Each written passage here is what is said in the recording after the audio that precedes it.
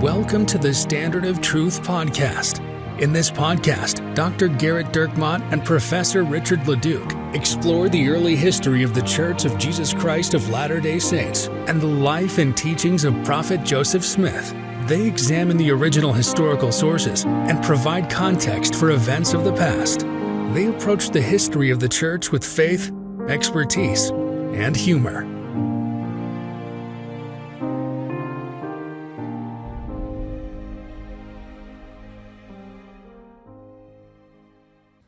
Hi, welcome to another episode of the Standard of Truth podcast. I'm your host, Dr. Garrett Dirkmott, and I'm joined by my friend, Professor Richard Leduc. Hello, Garrett. Thanks for having me back. Excited to be here with you today. Now, we are on another or geographical, perhaps. Geographical. We could look for rocks, too. We're looking for rocks, specifically rocks that have been built into someone's home. We've talked about this before, but we received a generous fund to be able to look into where Pahoran's mother-in-law's sublet apartment was. We feel like we've got a plan of attack, and we're on our way to Mexico as we speak. We've received no money at all from anyone, but we are actually in the middle of the ocean right now.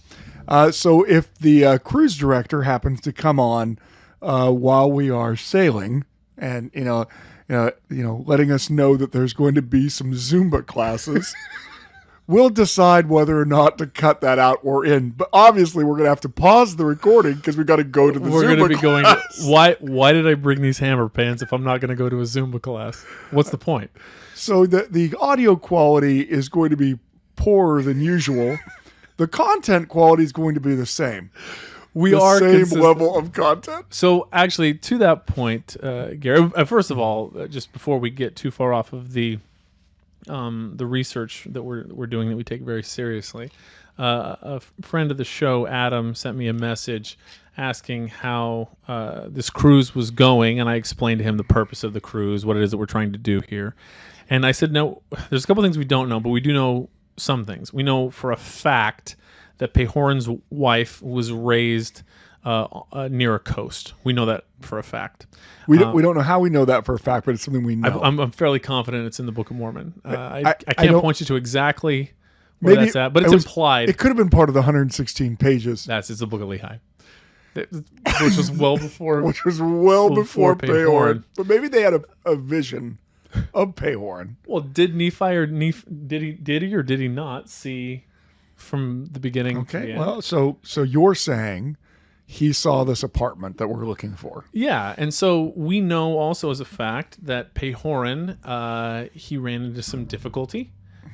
He received an email from Moroni that was passive aggressive. Or mostly just aggressive. Yeah, it was. I don't know if Captain Moroni did passive aggressive. He just did aggressive. It's like, hey, why are you sitting there in your thoughtless stupor while my troops suffer? You are guilty of murder. Yeah. And Pahoran's like, hey, really sorry about all that. We've kind of been overthrown. There was a rebellion in the capital, and they nearly killed me, and I was driven from Zarahemla. And that's where we think Pahoran went. He went to the sublet apartment of his mother-in-law that we believe to be on the coast. So we're going to go to several beaches in Mexico in search for that ancestral home. Our evidence will be, hey, this place is nice. This seems like where his mother-in-law would at least have an apartment. And that is what is a poor example of satire, where we are making fun of everybody that claims to know exactly where things existed or did not exist. But we will be going to those beaches again to search. So, Garrett, I'm excited to be here. We've got a couple of fun emails to read and to get into. And so, away we go. Let me pull up the Phoebe Draper Palmer Brown mailbag here. This first email comes to us from Sarah. I believe it's Sarah. Yes. Yes, it is. It is Sarah. Dear Dr. Dirkmott and Professor, maybe Doctor, I'm pretty far back in episodes and you are still working on your PhD, but maybe in the present you're finished, Leduc. It's very funny. Yeah, so she had a clause in there that was all of that parenthetical. And I'm not done. I feel like I can rightfully email you because I finally listened to the episode that explains why you kept saying listeners. I genuinely thought it was a word that I have never heard before that basically meant patrons, but maybe patrons who don't pay because this podcast is free. Anyway, I've listened to enough content now that I think I've figured out most of the running jokes, although I don't think I've found the episode where Bill first became an adulterer, but I believe I've gathered what I need to know about him through context. Well, that he is an adulterer. I mean, do any of us know when Bill first became an adulterer? Well, this is the thing is, how do we define it? When did he become an adulterer in his heart? Obviously. That's a major problem. Yeah, the podcast is not that old. Bill's always been an adulterer in his heart. I think we actually talked about this, and we think that it's when Garrett was talking about the Zion episodes, the 5-parter on Zion. Well, maybe it was even earlier. It may not have been actually on Zion. Like, we might have just been referencing Zion. No. And this is going to be hard to believe for our listeners, but we might have just been on a tangent in which we were talking about the city of Zion. And the whole point was we were talking about how, for Zion to be the city of Zion, it's not just a place, it also has to be a people. Well, how can it be a people if, Bill apostatizes from the church and starts running a brothel in his house? Well, that's a step up from adultery, obviously. At least he's making money. But the reality is that that's not the city of Zion anymore. And so we were trying to explain, why does the church needed to own all of the city of Zion collectively, and that your worthiness would determine whether or not you could live there, because much like, honestly, very similar to a temple today, right? The church owns the temple. We have various people who work there. Yeah, we don't have franchises. No, the church owns the temple. It's like In-N-Out Burger versus Chick-fil-A. It is, yeah. It's a corporate model. And so because the church owns the temple, there are worthiness requirements that people have to meet in order to be able to go. And it would be something similar to the city of Zion, in the sense that if you're going to live inside the city of Zion, you have to meet this minimum threshold of worthiness. Otherwise, it's no longer the city of Zion, because it's a bunch of righteous people and Bill the adulterer. Well, and the other thing is, too, Sarah, that's important to know, is that about 57% of the people I know that have committed adultery are named Bill or William, which I would also count. So that's part of the reason we chose that. Yeah. I mean, I said it randomly, actually, but yeah. I am now a diehard fan, almost to the point of being a premium content subscriber. But I must admit, this was not always the case. This was not my first attempt to get into the Standard of Truth podcast. My sister, the one who wrote to you while she was in labor with Moroni Joseph, recommended it to me many times. I listened, but wasn't hooked. But now that I've moved across the country to Hershey, Pennsylvania, and have lots of time by myself, while my husband is in medical school, I ran out of Follow Him episodes and was forced to come here. That's very funny. And so, but this goes to my son's point, is that the podcast is, when there's nothing else to do, it's okay. When you've got, I look at it the same way as being an LA Rams fan or a Laker fan. It's like, if the team's good, okay. But if they're not very good, I've got lots of options. But when I'm in Cleveland, man, I care about the Browns a lot, because I live in Cleveland. Yeah. And we apologize to all of our listeners in Cleveland. They know full well what I'm saying. So, we have the best fans. Well, that actually means you've got the worst city. There's a lot of people in Buffalo that are upset at you right now. I mean, you just keep naming towns that prove my point. Let's see. I seriously doubted that anything could be better than Follow Him, but I was mistaken. I am thoroughly enjoying catching up on all the free content, and may even ask my sister or parents that you met on the tour to pay for me to subscribe to the premium content. Boy, that would be a good racket, though, if they paid her for them subscribing for her. You know what? We're going to talk to them because we do know your parents. And we're going to say, not only do you need to buy her a premium subscription, you also need to give her just extra money for the fact that you did it. This is my favorite thing about Sarah's mom, though, is that she presents as a very smart, sophisticated woman, and she was sneaky funny.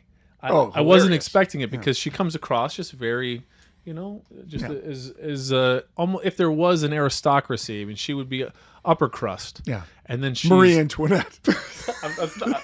that's exactly what I'm saying. But then sneaky funny, but her daughters are also hilarious. Yeah. I mean, we did email her back immediately when she was in her other daughter, when she was in labor. That's because right. that was the first time we received an email while someone was currently in labor. Since then, many. Well, now it's the only emails we get. Now it's either missionary emails or I'm in labor emails. Missionaries their emails are pretty hilarious. They're great. Too. All right, we've gotten many missionary requests. We have literally hundreds of missionaries now listening to this content. Yeah, hundreds and hundreds and hundreds. It's been pretty cool. Now, so Garrett, kind of to that point, the reason why I'm writing this email is because I'm jealous that my sister Rebecca, her husband Kyle, and their son Moroni Joseph, aka Heber, and my brother Taylor are more famous on this podcast than I am.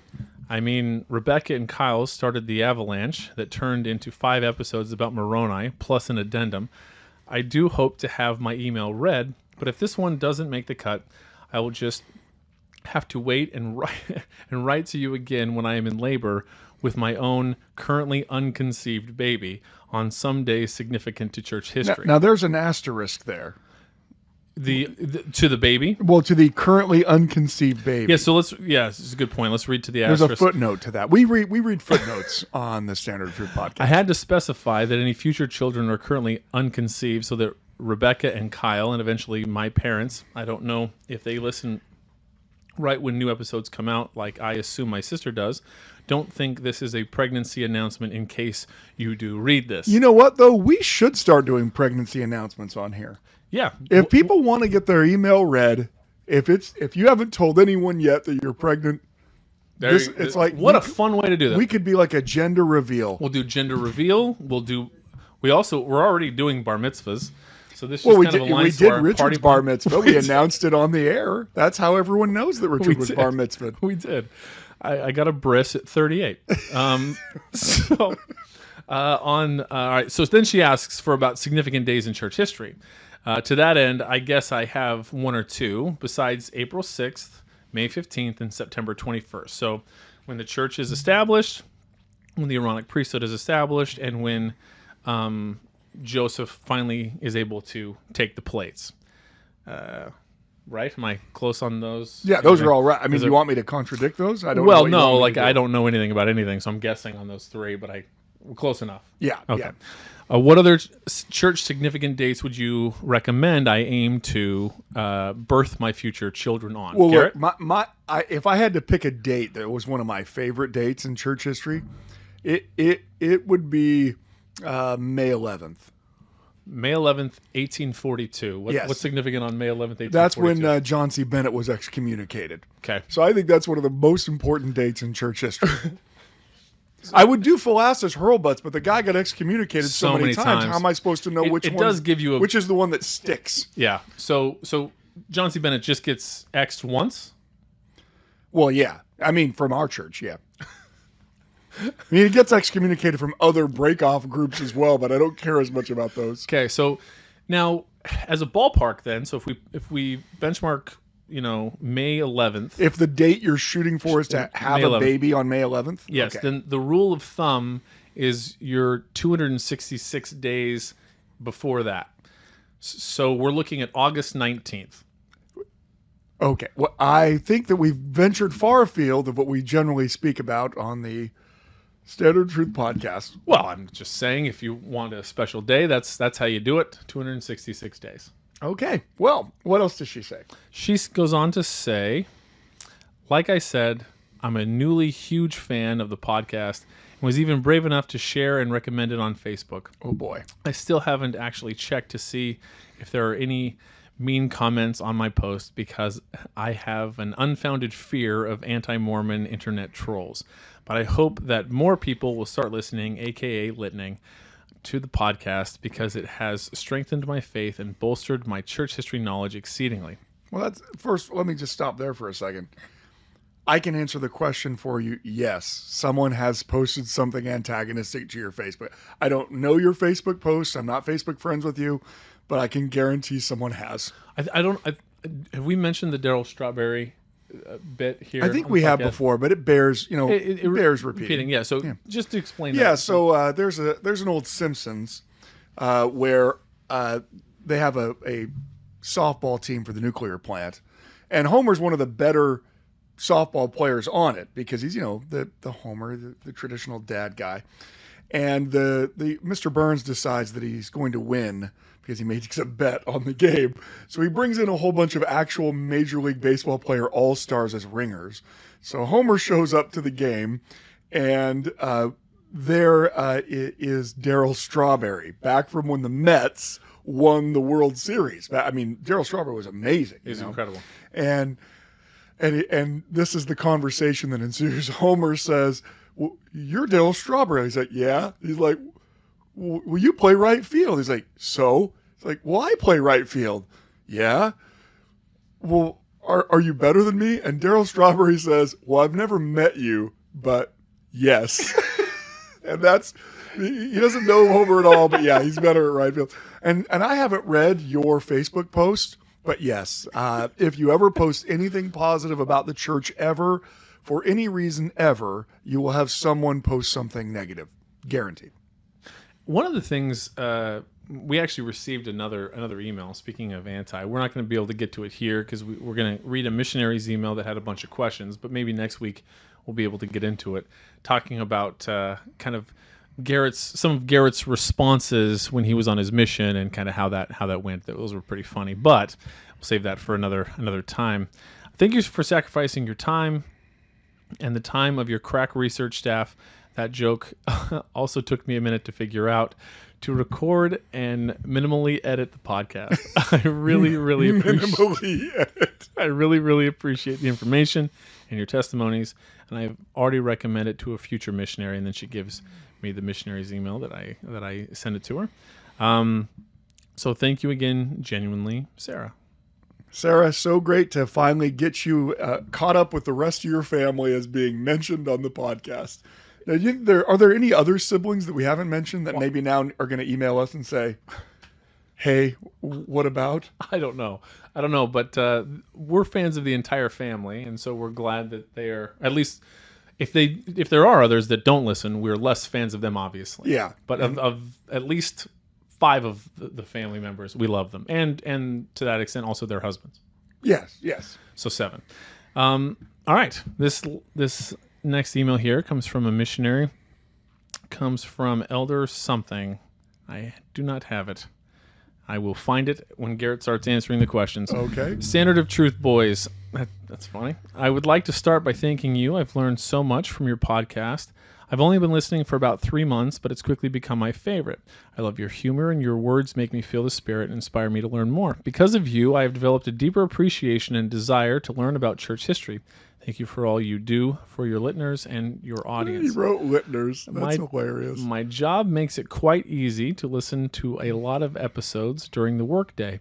I probably average 6 episodes a day. Wow. Oh my. Wow. Yeah.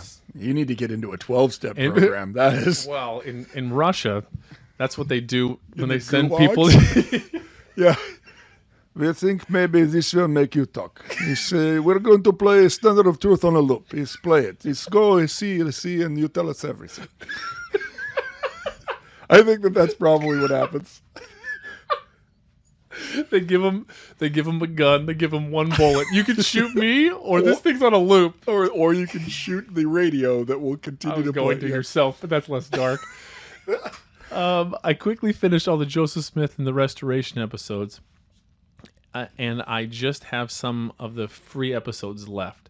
I've also completed most of the Holy Places series. One thing, actually, one of the reasons we're reading this is to point out something here on the Joseph Smith and the Restoration, especially in season 1 and the first half of season 2.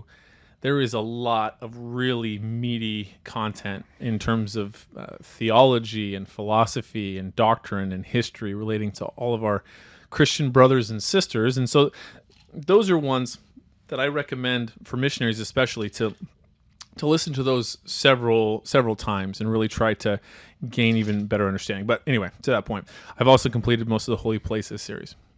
Hashtag crinkling leaves. Not crinkling leaves. I'm a missionary who just started my home MTC, and I've been doing this for 4 days now. It's been going pretty well, and I've been enjoying it. I have 6 questions for you boys. Number 1. All right, well, I'll just go one. Just go in order, yeah. Let's okay, just and do then this. you'll just knock them out. We live to serve missionaries, missionaries and former adulterers. Those are our 2 that we're trying to help out. Or current most. Adulterers that we want to try to convince to stop being adulterers. We did say stop, but we did an entire episode with you asking me who gave the most talks about adultery. So Eldon Tanner coming in, and Eldon Tanner, yeah, coming in a lot. All right, so I've been to Nauvoo many times, and I've read Joseph Smith's letters. For what I have seen and learned from you guys, it's said that he couldn't spell his own brother's name and had a 3rd grade education. However, his letters seem pretty advanced with some big words. Now, I'm no linguist from the 1800s, but I also think that a leader like him must have been quite charismatic, and I don't associate charisma with being intelligent. So how dumb is he? Obviously, you're saying that sarcastically, Garrett. Yeah, don't get my dander up. We just had 2 episodes. Yeah, your dander's down. We just had 2 episodes in a row where someone said something about Joseph. He's saying this sarcastically. I came across the table. This is sarcastically. So this is actually a great question. You know, you make reference to the fact that he spelled his brother's name wrong. He does. In a letter that he writes in 1831 to Hiram, he spells his name with an A, Hiram. You'd think you'd know how to spell your own brother's name. So it's important to make a big distinction between someone's intelligence and someone's learning, right? What they have, their education.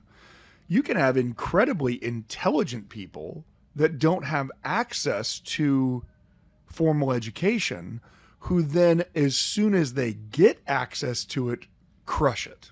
Because they have actually the mental capacity to do it.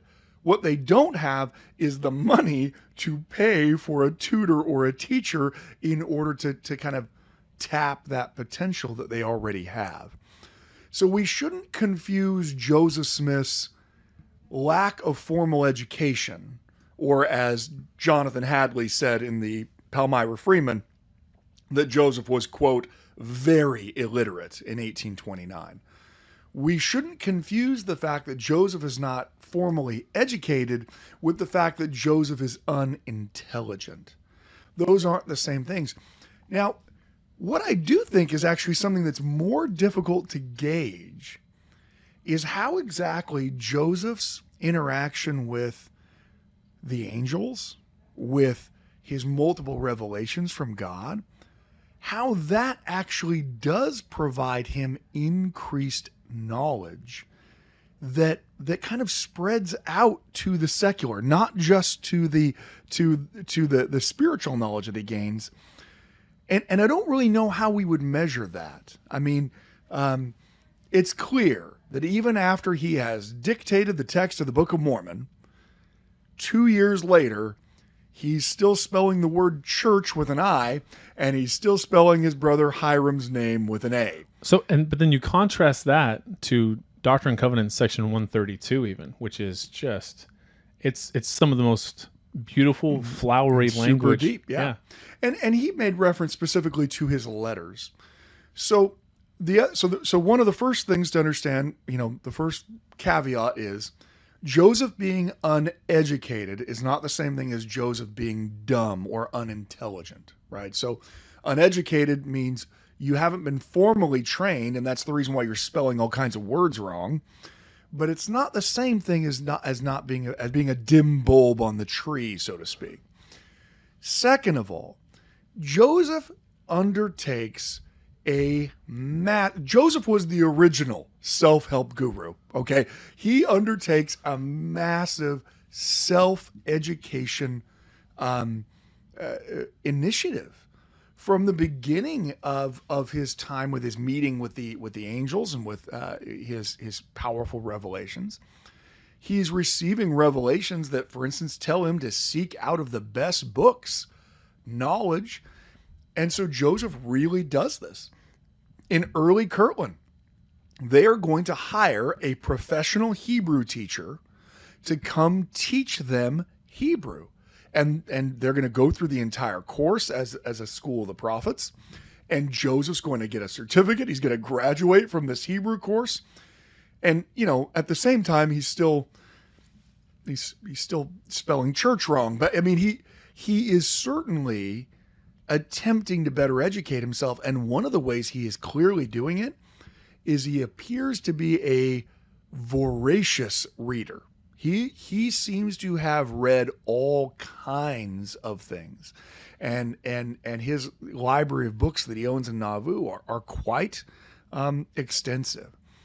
So by the time you get to Nauvoo, the Nauvoo Joseph isn't the same as Palmyra Joseph. They're not the same person. I mean, none of us are the same person 10 years later, 15 years later. But there is a pretty big difference between someone who sets their mind to gaining education, to reading as much as they can, to studying as much as they can, and the other person who doesn't. And I think we all know people who rapidly increase in their knowledge and understanding because of all the time they put into it. And other people who, the most amount of time they put into anything is deciding which, series to watch on Netflix and then watch the entire series in a weekend. And no, I don't have time to read the scriptures. I'm on episode 7, season 6. I've got to get through this before I can study. So if you're reading later letters from Nauvoo, Joseph is certainly more educated by then. At the same time, you also have to draw a pretty big caveat there. After the first several years of the church, most of the letters that Joseph Smith is going to write to people, to either the church or to individuals, most of them Joseph is going to write by way of scribes. And so in the lingo of the field, they call a letter that Joseph Smith actually wrote with his own hand, they call that a holographic letter, meaning he wrote it, okay? But there's just not that many of them. I mean, there are dozens of them, but there are, hundreds of letters, and only dozens of them are ones that Joseph wrote in his own hand. A really good example of this, where I can't tell where Joseph begins and his scribe ends, is Joseph Smith's presidential campaign platform. Everyone wants to talk about presidential campaigns right now. Here on the Standard Truth podcast, all we want to talk about is politics. Richard's over here. He was almost asleep. He heard me mention the word presidential campaign and he shot up like a dart. My favorite thing is to watch. I know this is to watch the betting lines on the political candidates. It is fascinating. So to watch. Your gambling degeneracy is to the point where you're watching the betting markets on political candidates? I'm not doing it. I'm just watching it, because a poll is one thing, but when you're willing to put your money on candidate A or B, I find that fascinating. But again, don't do it. We don't believe in betting on the Standard of Truth podcast, unless you're betting on the Standard of Truth podcast to be number one in your hearts. I would fade that. Oh, well, we'll see what Stephen A. Smith has to say. Yeah. So it's important to recognize that this presidential platform is a good example, and we have good record of it because Joseph talks about the iterations of it that he's going through. He assigns W.W. Phelps to write his views of the powers of the policy of the government. Now, he tells W.W. Phelps what he wants him to write about, and W.W. Phelps comes back multiple times and has multiple iterations where Joseph corrects it and tells him to go back and do it, and he comes back and he does it again. And in the end, Joseph approves it and says, okay, that can be my presidential platform. So when you read Joseph's presidential platform, it is very well written. It's not misspelling Thomas Jefferson's name, let's put it that way. Now, why? Well, first of all, W.W. Phelps is a former newspaper editor for multiple newspapers. He's a well-educated man, and he's a very well-spoken and a very articulate writer. And so he's taking Joseph's ideas and Joseph's message, and he's putting it into prose that, of course, is W.W. Phelps' writing, because he's the one writing it. But Joseph is the one approving it. So at the Joseph Smith Papers, one of the things that you had to determine is what constitutes a Joseph Smith document. When does it become Joseph Smith's? This is going to come as a surprise to many of our listeners, again, during this time of presidential politics. But most speeches that presidents give are not sat down and written out longhand by the President of the United States the way that, Lincoln did the Gettysburg Address. Or maybe that's why the Gettysburg Address was so short. Lincoln's like, if I'm the one who has to write this, it's like 2 paragraphs and we're out. I'm not doing this. How long is this train ride? So most presidents don't actually write their own speeches. Now, that doesn't mean that the speechwriter is just like inventing their own thing and like, I think right now President Eisenhower wants to nuke Russia. I'll just put that in there. You know what I mean? The point of a speechwriter is to try to capture what it is the candidate believes, but to do it articulately. And of course, the candidate doesn't have a whole lot of time. Well, Joseph went through what Phelps produced and made him edit it multiple times. And then Joseph said, yes, do this, don't do that. And then eventually Joseph said, okay, that's what I want. So at the moment that Joseph says, we're going to publish this speech under my name as my presidential platform, it becomes a Joseph Smith document. So even if he didn't produce the individual words, but he said, this is mine now, this reflects what I believe, put it out under my name, then it becomes his. And so part of the problem with trying to compare later Joseph Smith speeches or sermons or letters to earlier ones is you need to make sure that you're comparing apples to apples rather than apples to oranges. A letter that Joseph writes when he's in New York City with his own pen early on in the church, writing back home to Emma, is going to sound very different than a letter he writes that same year that Frederick G. Williams writes for him. It's still from Joseph, but Frederick G. Williams is the scribe. What about from Liberty Jail? Those were letters that, but there are letters of both types. But the letters that we generally think of as, the ones that make up D&C 121, 22, and 23, they are of both types. There are sometimes scribes and there are sometimes it's Joseph. We do have letters that Joseph writes to Emma that are holographic, that are written by Joseph. And you can clearly see that Joseph is becoming more and more educated as time goes on. But we're also at this point, by 1838 and even 1839, we are now a decade removed from when he, quote unquote, wrote the Book of Mormon. Right? You are 10 years beyond that. And frankly, even the letters Joseph is writing in 1838 and 1839, the ones that are holographic, the ones he's writing himself, they are just nowhere near the Book of Mormon in their complexity, in their power. I mean, Joseph's got a lot of good stuff, but it further to me demonstrates the miraculous nature of Joseph. Now, as to his charisma, I mean, you can be charismatic whether you are well educated or not well educated. Oftentimes, people who are more well educated are able to utilize their personal charisma better because they're able to play upon things that they know about people. But Joseph is certainly a charismatic individual. He's someone who very quickly makes friends with people. He's someone that people feel very comfortable with very quickly. So I think that it's a fair thing to say Joseph's very charismatic, but he certainly is not unintelligent. In fact, the secular world that examines Joseph Smith at this point, they lean more and more to calling Joseph Smith a religious genius, right? Because how else do you describe what has happened? We can have all kinds of arguments back and forth about whether or not an angel really talked to Joseph. But for a secular historian, what is the reality? The reality is this very poor, day laboring, uneducated farm boy from New York created a religion that is now the fourth largest church in the United States.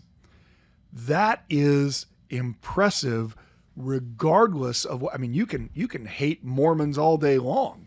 I understand everywhere we announce there to be a new temple, there's suddenly all kinds of people very worried about light and traffic. That we're not worried about it at all. Look, if it's a super Walmart, you're bringing it in here. But if it happens to be a Mormon temple, we're going to protest. So you can have all kinds of problems with Latter-day Saints. You still have to acknowledge that among American religious leaders, it is hard to find very many that have had a greater impact in United States history than Joseph Smith. And you can say, well, yeah, because he was a fraud. You can say that. You don't have evidence for that, but you can say that. Even that wouldn't demonstrate that he was unintelligent. In fact, it would demonstrate that he was more so. So you actually find people on the secular side are sometimes wanting to kind of get around the where did the Book of Mormon come from question just by throwing their hands up in the air and saying, well, he must have been some kind of religious genius, which I'm willing to go along with him on some of those parts, but also the Book of Mormon came from God. Next question. Good answer. Was Lieutenant General Smith a good lieutenant general? Was he skilled in fighting and military strategy? If he had a 1v1 against someone, would he get the victory royale? Wow, this seems like a missionary. Well, so, I mean, I don't know if he's talking about Joseph Smith from Scranton, Pennsylvania, who was a lieutenant general. He was a general. Yeah, in the Mexican War. Yeah. Oh, this is a different one. Oh, yeah. There's several. Smiths. So he fought in Korea in World War II. Many medals. I think in this particular case, Legion of Merit, Army Distinguished, Bronze Star. So that Joseph Smith did great. I'm pretty sure that's not the Joseph Smith he's asking about. Okay. I'm pretty sure that Joseph Smith wasn't a lieutenant general either. He was. Really? Yeah. Okay. Yeah. We had our crack research staff look up Joseph Smiths that were lieutenant generals. So you only looked up lieutenant generals? I said Joseph Smith, lieutenant. The team. The team. The whole. We have a whole team. I believe a couple weeks ago the team was very close to revolt. Right? Well, here's the thing. The team does a lot of research. I've got a Winfield Scott joke just ready to go. Okay, go for it. Well, I mean, if there's an opportunity, it was fed to me by the research team. We'll see if there's an opportunity for it. Okay. But no, we're good. We all gave them a Milky Way bar and patted them on the head and sent them on their way. Well, so we don't really get to find out whether or not Joseph Smith is an effective general in the field. It is the case that he's the general of the Nauvoo Legion, and he takes it very seriously. I mean, they have drill very often. In fact, there is a huge amount of Joseph Smith documents from the Nauvoo period that are Nauvoo court-martial documents, Nauvoo Legion court-martial documents. Now, a court-martial sounds really, really heavy to everyone listening because they're thinking, oh man, who ordered the code red? But is that what you were thinking? That's what I was thinking. I was thinking objectively. Yeah, you were thinking, who ordered the code red? You can't handle the truth. But in fact, people are being court-martialed for the most minor infraction, which is what is typical of these local militias from these states. So, if you failed to show up to drill, well, you'd be court-martialed and then fined or have some kind of thing. And so because Joseph is the head of the Nauvoo Legion, those documents all end up being Joseph Smith documents. I made the classic mistake of calling it Jack Nicklaus, who's the golfer, versus Jack Nicholson, who is the. I noticed that immediately when I said it. The Golden Bear. Here's the Scott, or the Winfield Scott. So the question is if he was in some sort of, I imagine, Gettysburg style face-off with another general, how would that go?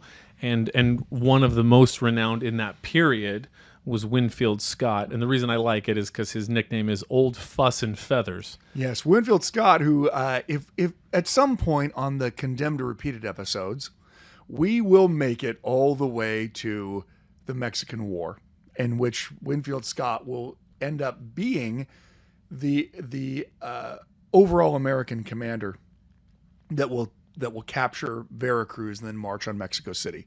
He is the replacement of, or he takes the position of, Zachary Taylor.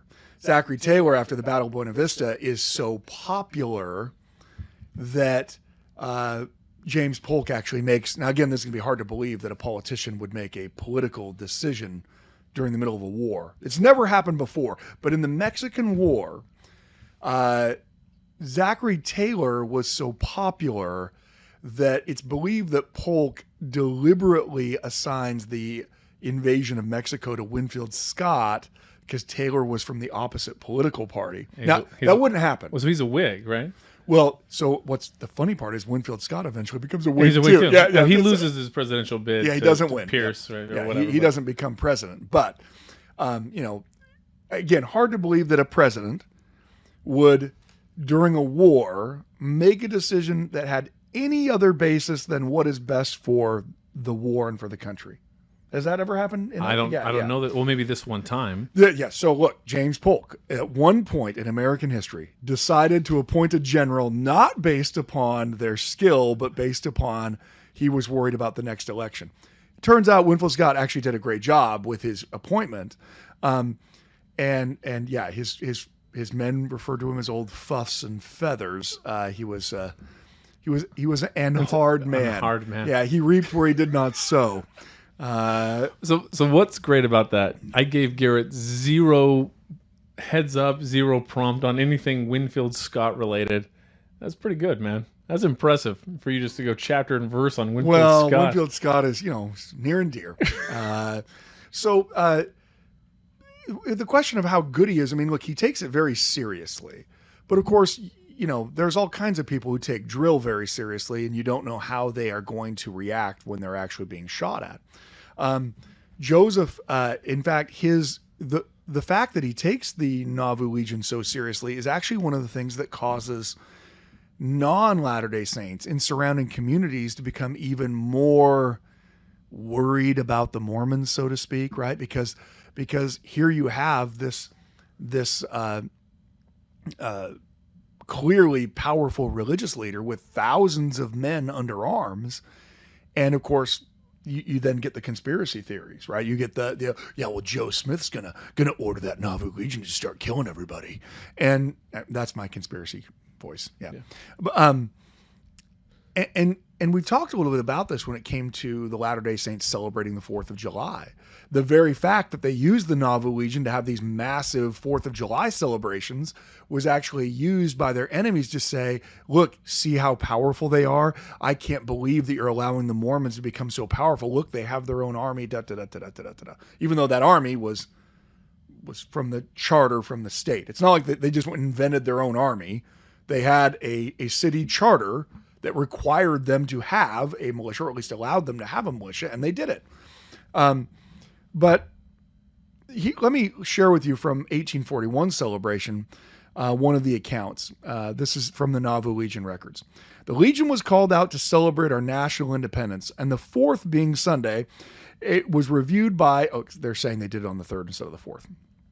And they were reviewed by Lieutenant General Joseph Smith, who made an eloquent and patriotic speech to his troops and strongly testified of his regard for our national welfare and his willingness to lay down his life in defense of his country.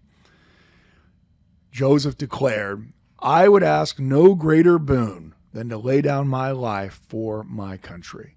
So Joseph certainly feels that patriotic fervor that, comes from his grandparents having fought in the Revolutionary War. At the same time, it's only a few years later that he's going to have to look elsewhere because clearly the saints are not going to find peace in the United States. So Joseph does study. He reads military tactics. They do drills. My guess is the Nauvoo Legion would do better than some other city militias. But I think we're going to have to say the result is inconclusive. Of course, when Joseph was faced with battle a couple of times, he was able to avoid it because of the power of God. When they were on the Zion's camp march, there's a group of Missourians coming to confront them, and they are on one side of a stream, a river, a pretty large stream of water. And as this larger army of Missourians is coming to confront them, there is a huge thunderstorm that breaks out, and it swells the stream to the point where no one can ford it, and so the Missourians aren't able to attack. So in some ways, I mean, if God wants Joseph to win, he's going to win, right? So, I think you have that. That's like Moses did a decent job, too, on some of these things. Exactly. Joshua did fine. So, it depends on, if you're having if you have like a playing card of them, my guess is there's like an asterisk that says, potential miracle ability. So, if you're rolling a 37-sided die and it comes up Joseph Smith's the general, and then a rain cloud comes in, you're going to win 9 times out of 10. You at least have to acknowledge that's a possibility. So, Sun Tzu's Art of War, that's not translated in English till like 1905, 1910. So he's obviously reading that in its native. No, yeah. So he's not reading Art of War, but he is. So the primary field tactics that are being studied at that point are all Napoleonic.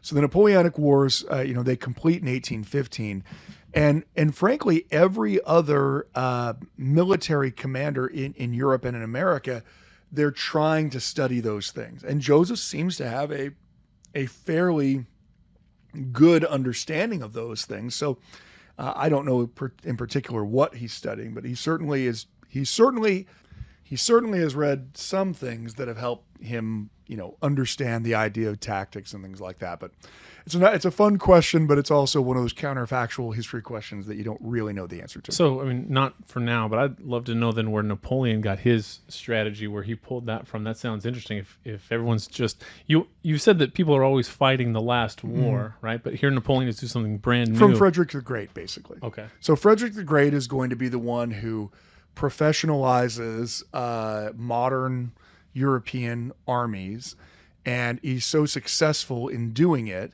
that Napoleon is able to do that on a much grander scale.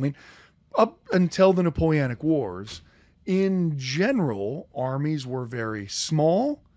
They were highly well trained, and usually made up of professional soldiers, people who are soldiers for their whole life. So we've talked about that with the Revolutionary War, with the British military. The British Army is, they're soldiers forever. That's what they are. But Napoleon and the Revolutionary Army of France becomes a people's army where they are inducting everybody into it. And you get this massive army. And so then what do you have to do? You have to change your tactics. So you're using some of the same tactics as Frederick the Great. But Napoleon always had this... Napoleon always had a mantra of speed in moving your armies and attacking your enemy at their weakest point with overwhelming numbers, right? So my enemy might have more men than me, but if I attack his weak part of his line with all of my men, well, suddenly he doesn't have more men than me. And by the time he reacts, I can cause them to scatter. And that's general Napoleonic strategy. But I think he's going to use Frederick the Great and, of course, other military leaders going back.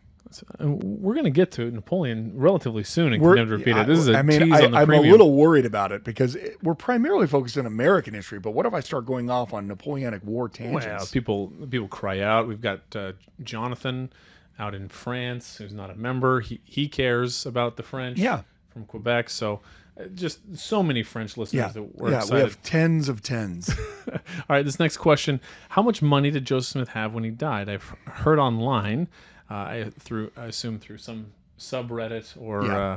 some source that's likely very, very good that some reports claim that he had 1 million or so, but that just can't be true. Are those people just antis? First of all, the answer is yes. Are these people just antis? Yes. I mean, Similar to the Daryl Strawberry question. Yeah, anyone who's making a commentary about how much money Joseph had when he died, what exactly would be the point of that? Would that mean that Joseph was rightfully murdered then by a bunch of lawless pieces of garbage because he had money? Is the implication, of course, oh, Joseph had money because he was stealing it from people? The same people who don't care at all that multiple state governments and mobocratic people have stolen all kinds of property from Joseph and from every other saint. They don't care about that stealing at all. We do know that it is millions of dollars in Missouri. We are sure of that. Yeah, that's stolen from them. So part of the problem with dealing with Joseph Smith's estate after he dies is because Joseph Smith is the president of the church, and because many things are purchased via his name with church funds. If someone wanted to try to make the argument that Joseph personally owned all of the things that the church actually owned, for instance, the Nauvoo temple, then they might be able to get to a number like that, but that would be a little bit of a stretch. And it would be solely on the basis of being deceptive. It would be that person either being too dumb to know or deliberately being deceptive in claiming that because Joseph's name is on the deed, that proves that it's his, right? So Joseph's name's on the temple, so therefore it's his. But it's not his. So it's not his personal wealth. Just like the Nauvoo house, which is, a very expensive structure that they're working on, that hundreds of Latter-day Saints have paid money into and bought shares into the Nauvoo House Association. But Joseph's name is going to be on the deed for those records, even though everyone knows it's not actually his. So, part of the problem is this. Part of the problem is the fact that someone who's looking to undercut Joseph and who he was on the basis of that, like I said, either doesn't understand how the church held property in Nauvoo, or they don't want to understand, and that's more likely. They more likely are just looking for a way to attack him. The reality is Joseph Smith is in multiple bankruptcies by the time that he is murdered. His estate is still owing many debts to people, and it is in the 1850s. In the 1850s in Salt Lake, they are still handling legal judgments against Joseph Smith's estate from the time that Joseph was still living. So no, he's not a millionaire. No, he's not living in the lap of luxury. Even things like the mansion house, which look like a nice house, is not something that he owns. That is, operated by someone else that he owes a great deal of debt on. I mean, it's just a silly, stupid argument for someone to make. I'm not saying that this missionary is for saying that. I'm just saying that it's a silly, stupid argument. And you know what would that even prove if he was? You know what I mean? Like, because again, the implication is, yeah, and he got that because he stole money from everybody. Well, but I mean, to your point, if he was destitute and had no money, they'd make that point. They'd make the point either way. They did make that point. It's one of the best parts of being anti anything, right? Is that you can have it whatever way you want, because the ends is the issue, and however you get there, it actually doesn't matter. Yeah. So when Joseph first shows up in Kirtland, he's attacked for being obviously an ignorant, bigoted, poor individual with no education, and he owns no property. And he's actually given a warning out where the overseers of the poor of the county order him to leave because he has no property. And then in Nauvoo, we're going to make the argument on the opposite side. Well, he has too much stuff. That just shows. I mean, and again, that it stands to reason isn't actually an argument. I realize it's the argument that people make when they don't have evidence, but whether or not someone makes that argument on the internet doesn't actually make it a good argument. Well, how did Joseph have all these properties then if he wasn't stealing money from people? Okay, well, why don't you show me the documents that demonstrate that he's stealing money from people? Well, I mean, they don't have those. Oh, interesting. But you got to admit, he owns a lot of property. Seems like he owns a lot of property. Well, where do you think is that property his, or is it in the name of the church? Well, I mean, obviously, he's just like taking it for himself.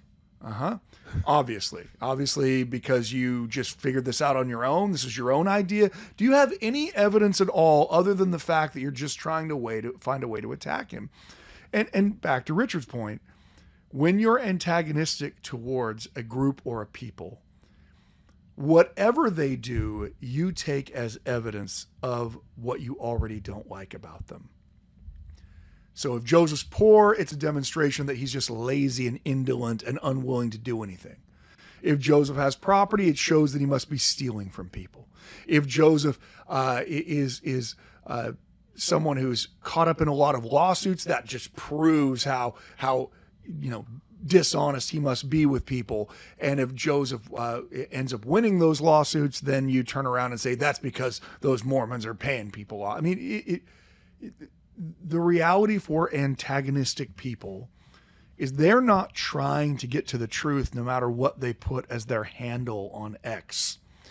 They can claim that they're trying to get to the truth all they want, but they demonstrate very quickly that they're not, just because of what they decide constitutes great evidence.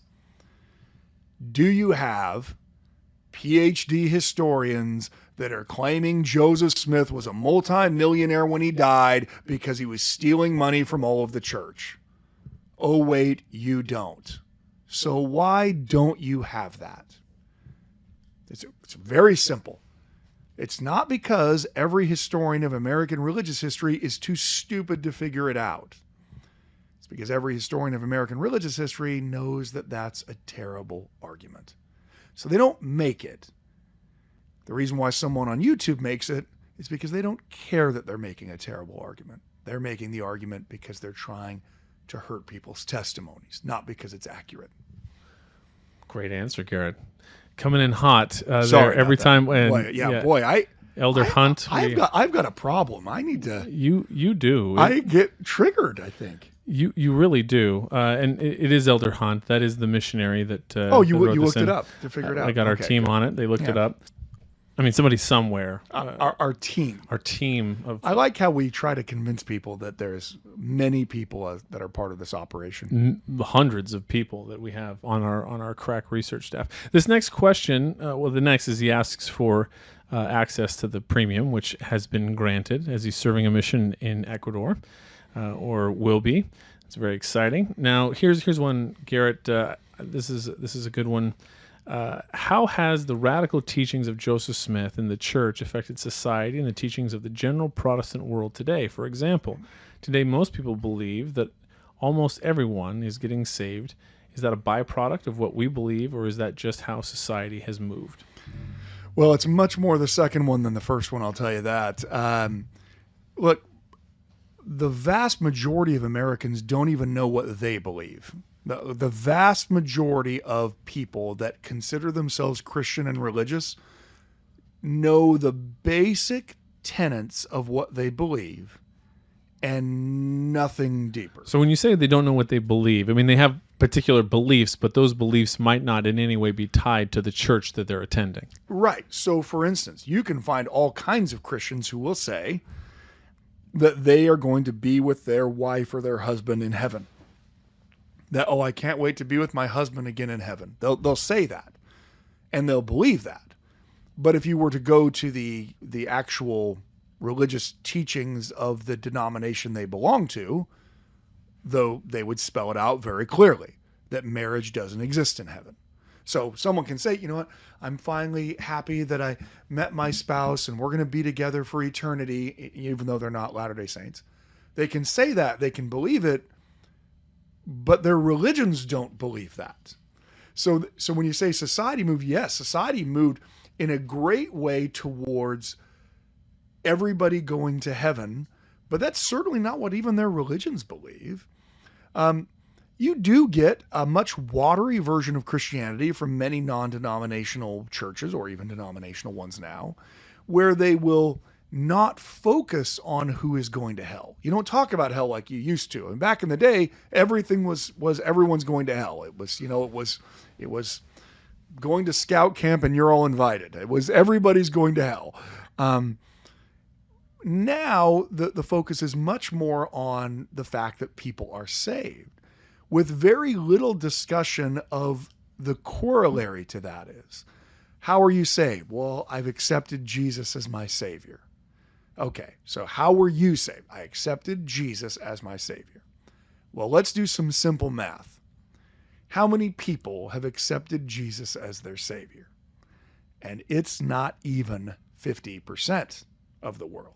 So even in your question, when you say that they say, that people believe that almost everyone is getting saved, there isn't not a mainline Christian religion that believes that, because they all believe you have to accept Jesus to be saved. And we can have all kinds of arguments, as a Protestant, you can have all kinds of arguments about whether or not a Catholic has accepted Jesus the right way.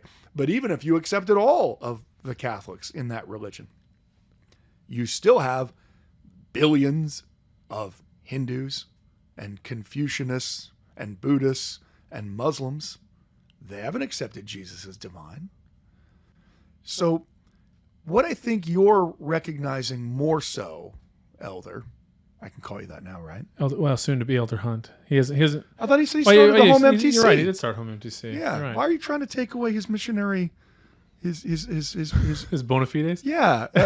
Like he's an elder and he's serving, and you're just like, no, Well, he's just like some kind of guy. And who knows when we got this email? It was actually quite a while ago. For all we know, he's been home. He's married. He has 3 kids now. We're just getting to our 2021 emails. He's like, I was serving in the Northern States Mission, which included Texas, Florida. So,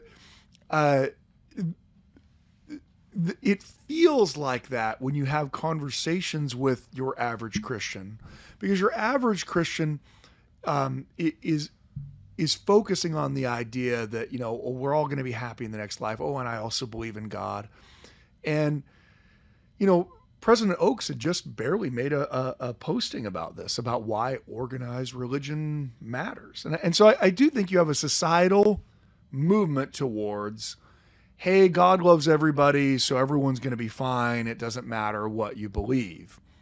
Now, a Latter-day Saint kind of believes that, in the sense that God, because we all accepted Jesus before we came here, eventually everyone's going to go to some level of heaven.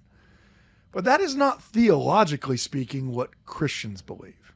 Now, you can find a Christian pastor who will say, we don't really know what happens to all the people who don't accept Jesus.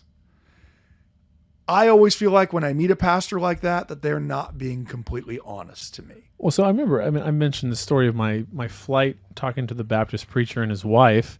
And for her, especially with babies especially, she's like, I'm sure that there is some mechanism. I'm sure that there's some way. And I'm like, well, what is it?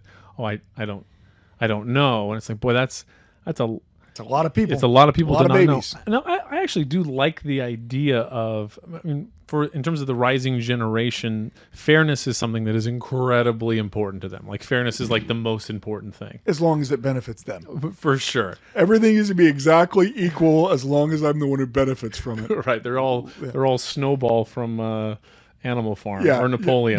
Napoleon, yeah. So, but I think in terms of the idea of a more universal salvation, especially in an eternal marriage, I'd like to think that there is some influence over time that people have heard these things and they like the idea of those things. But maybe. I don't think we have enough of a societal impact. There's not enough Latter-day Saints. Now, look, if you're talking about someone who lives in Utah, Idaho, or parts of Arizona, maybe there is some filtering that's going on. But, your average person living in Delaware isn't exactly listening to a whole lot of general conference talk. So then what is it then? Because no one's talking about marriage forever. Like no one is talking about it. And now it's talked about at least, like you say, not by maybe pastors or people in theology, No. but by rank and file I Christians. think there's two things that are going on. You have the societal move towards treating God as if God is, like a hip, cool parent. Just he's just always, he's a cool dad. He's like, you guys want to drink? It's fine. So I've got just do it in my house. Yeah, guys, just don't look, drink and drive, guys. As long as you don't get caught, I mean, it's okay. I mean, I had a neighbor that was exactly like that. Did he talk like that? Well, he talked like that, number one. Number two, you guys can do whatever. Just do it in the house. Just don't go out and do stuff. So I think, Cool, Dad. The reality is people often make God in their own image. I mean, it's exactly what the Israelites were doing when they first leave. They want to create a God in their own image rather than who God really is.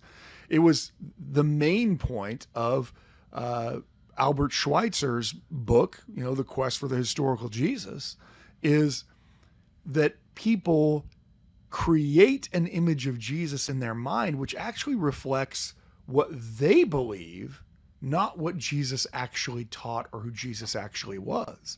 I mean, you hear about this all the time. You'll read on X right now. You will go there right now. You will find someone saying something like, Jesus didn't condemn people. Jesus, told the woman that he didn't condemn her for her adultery, right?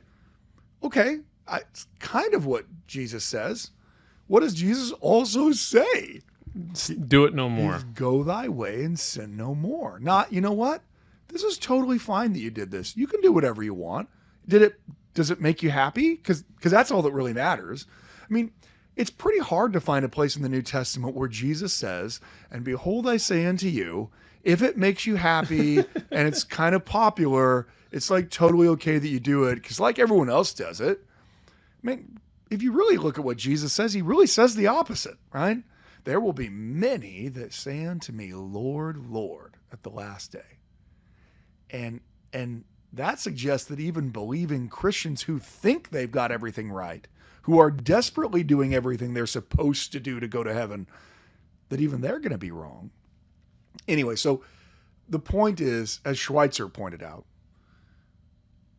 often what people create as the image of God in their minds is the God that they want and not the God that is.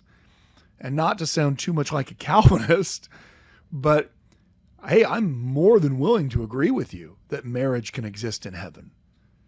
But I believe marriage exists in heaven because Joseph Smith's a prophet of God and he told me that it did, right? Through his revelations. How do you believe that? Jesus says the opposite in the New Testament. Says that, it's for this life only, which is why Christians believe that in their theology. I think the general move towards spiritualism rather than religiosity, where people say, well, I'm spiritual, I'm not religious. That is part of that. I don't like how religion doesn't feel like very inclusive. I want it to be more inclusive. I don't want there to be any punishments. I don't want there to be any judgment. I don't want there to be any standards. I want people to do whatever they want to do and whatever they want to do to be right. Yeah, that's a societal movement. And frankly, some religions have attempted to try to co-opt that, to try to say, hey, you can believe whatever you want. Hey, we don't have morality standards in our religion, or at least we don't have any enforceable ones. And that is, at least in the short term, appealing to people. But I will say this, as we've talked about on this podcast multiple times, the churches that have relaxed their standards, both of salvation and morality, over the last 50 years, if the idea was, well, we've got to change this to get the young people, it's not working because those churches are the ones hemorrhaging their membership the fastest. And we just saw that with the culmination of the schism that took place in the Methodist Church. The Methodist Church forever was attacked by its opponents as being too focused on doing righteous works, of thinking you had to live a certain way, that you had to be holy. That's how other churches attack the Methodist Church. And within the last 2 years, the Methodist Church itself has imploded on the basis of whether or not people actually have to live this biblical righteous life. And so I think often when someone says, well, I just believe everyone's going to heaven, they're giving a statement of what they believe secularly. They're confusing it with religion, because they would have a very hard time finding the religious person who teaches that. So you asked, and the crack research team got it. So here's just a random whatever. This is from a pastor in a church in Pennsylvania. Has no one condemned you? Quote, right? She replied, no one, sir. Then Jesus said, neither do I condemn you. John 18:10-11. Do I condemn others? Peace. Now, generally, what he's saying there is a good point. Yeah, we shouldn't condemn others. But why do you think he left off the last part of the verse? Neither do I condemn thee. Go and sin no more is not on that. Even though it says, he knows that's there, because it says, neither do I condemn thee. He just doesn't add the last sentence. Now, look, it's entirely possible that in this particular case, he's trying to make a point about not condemning. And so he's just focusing on the condemning part and perhaps doesn't believe strongly in that. I don't necessarily read all of every verse either, but he's trying to make a point. And whether it's intentional or not, and what his point is, I'm not exactly sure, other than obviously not to condemn. But yeah. But the point isn't just that Jesus loved and didn't condemn. Jesus also tried to get people. Look, Jesus said, I am not sent to the earth to send peace, but the sword. Now, you notice that's not a huge lot of quotes there on X on that one. That the depart from me, I never knew you, is not getting the same number of quotes, right? That he will gather together the sheep and the goats isn't getting the same number of quotes. The reality of what's actually in the New Testament is a Paul who really believes that you need to live a certain way and believe a certain way. And if you don't believe me, go read the letter to the Galatians or to the Corinthians. The entire point of those letters is stop doing things that are wrong. Stop believing things that are wrong. Hey, you guys are wrong. Stop being wrong. So, I mean, I appreciate the question. I know we've gone on a little too long. So, and maybe we'll answer your last question on another podcast, because that's more of a general one that would take me a little more time. But I would say in general, when you're talking with people and they express something like, well, I just believe everyone's going to heaven. If you want to, it's a good place to say, why do you believe that? Where does it say that in the Bible, that everyone's going to heaven? Well, and they'll probably tell you, well, I just think that God loves us all so much that he's going to take everyone to heaven. Okay, well, where does it say that in the Bible? Latter-day Saints have a different viewpoint because we have modern prophets who've taught something different. So thank you for your questions. Hopefully they were helpful. And sorry, this one went on a little long. Good thing we got our crack research staff in on this. Yes, they are. If they don't get to respond, we found out that they become quite irritated. So thank you so much for joining us. Thank you for listening to the Standard of Truth podcast, hosted by historian Dr. Garrett Dirkmott. If you know anybody that could benefit from the material in this episode, please share it with them. And for more resources, visit standardoftruth.com. Until next time.